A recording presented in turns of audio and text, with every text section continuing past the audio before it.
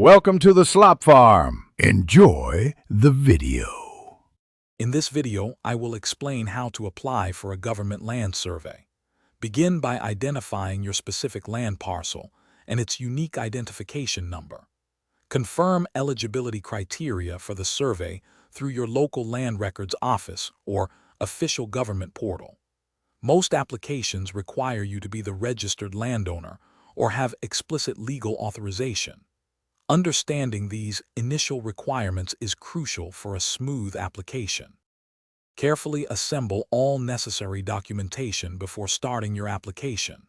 You will need your official proof of land ownership, like a deed, and a valid government-issued identification.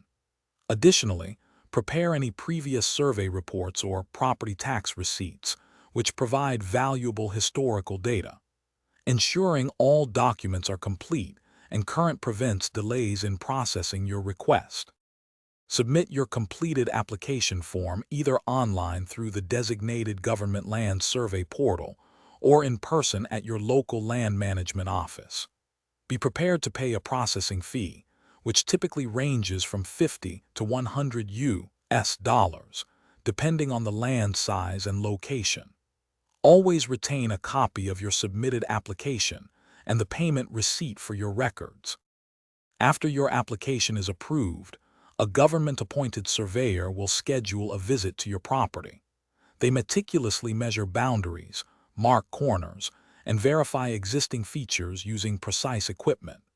This fieldwork usually takes 1 to 3 days, depending on the complexity and size of the land parcel.